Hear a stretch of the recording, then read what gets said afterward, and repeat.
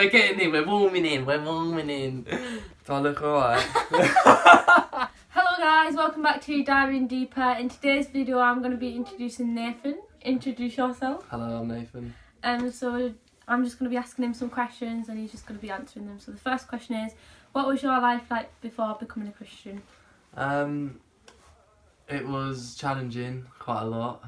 When I was younger I was a bit naughty, so I used to just like try and wind people up and get their reactions, basically, see what their reactions would be, and I didn't really have any.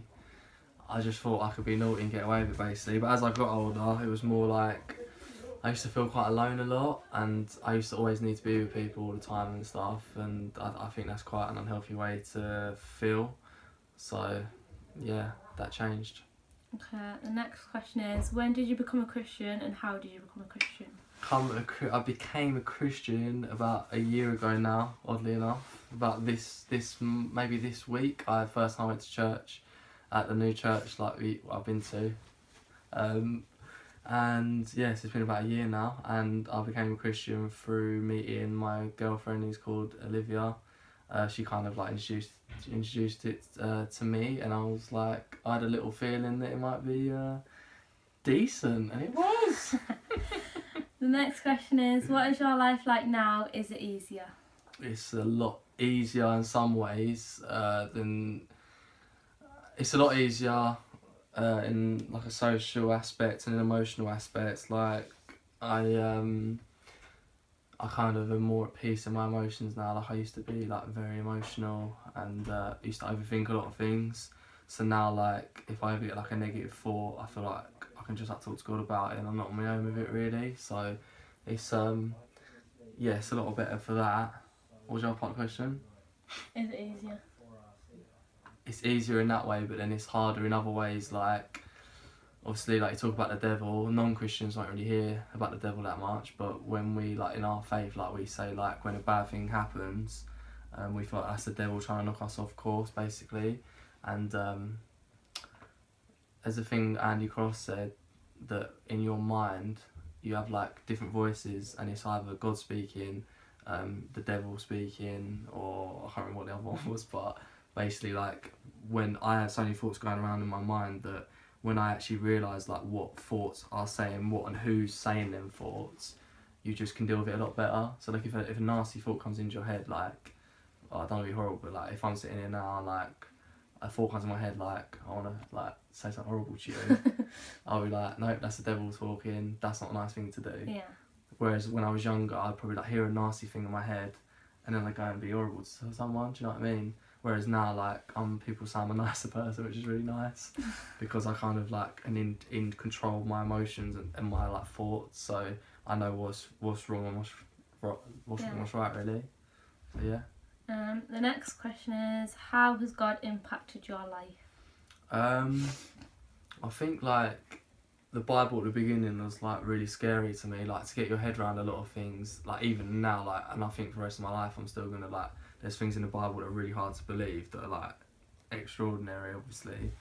But I think when I started off, like when you really kind of translate the Bible, or like you go online and you look at like what things mean, like you realise how many good messages are in there, and like it actually can really help your life if you look at the way like Jesus' life was, and how like you're kind of guided not just by the Bible but by like Christian people, and like if you like see people doing a talk or whatever like that, it's you kind of, it's just a lot better guidance really.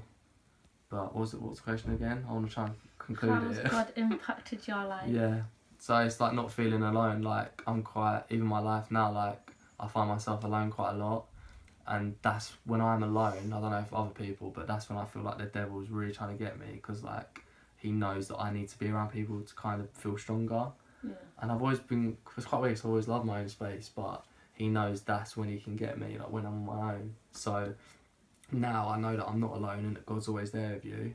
It's really hard though. Like last week I was like not in a good way, and like you feel like you're alone. Like you don't, when you are generally alone, like physically alone, like that's when I struggle a little bit, and I start like, that's when my faith's tested the most. So it's decent really, because that's when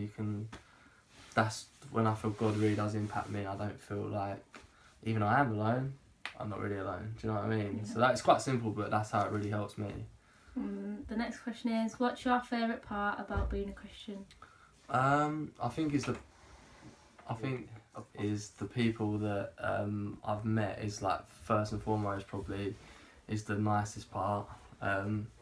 Because I met like loads of great people and that, and compared to the people I used to know, no offense to them, but I was probably like I used to be in the wrong crowd when I was younger and stuff, and so like the first and foremost, that's been the nicest part for me, like from the start of my faith, like meeting all the people and going to like camp for the first year. We went to it's a camp we go to called Edgefest, and it was like that was probably the turning point in my faith. Even though I've been like a Christian like for a year, that's what made me think.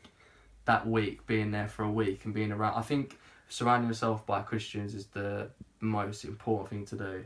If I find myself where I'm not around Christians that much, I mean my girlfriend's a Christian so it makes it easier, but if you're not around Christians that much, I think that's really tough. So when I was at that camp that week with Christians every day, doing like stuff every day, that's when I realised like I want to get baptised, and I got baptised today.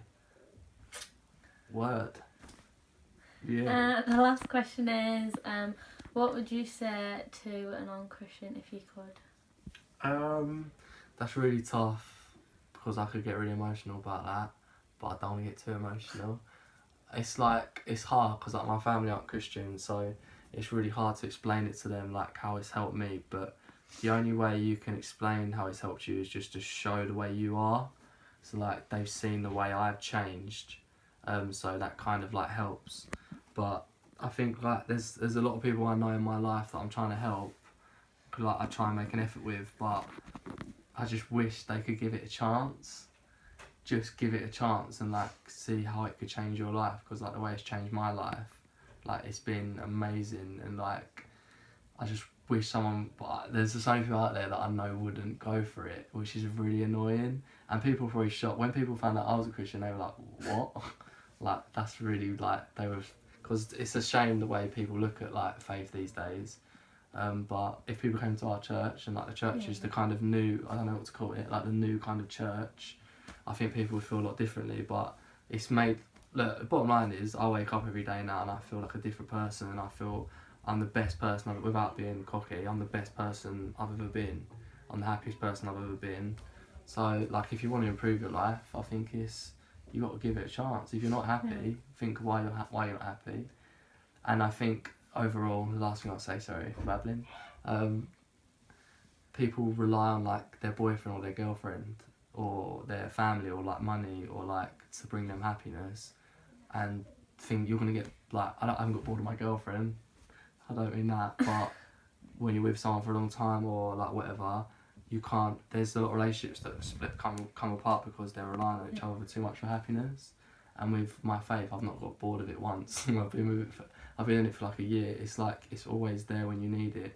It's the only thing that you can never get bored of. Yeah. It's something you can get annoyed of, because like if something really bad happens to you, like you blame God or whatever. But when you like calm down and realise it's always there for you, do you know what I mean? That's what I love about it.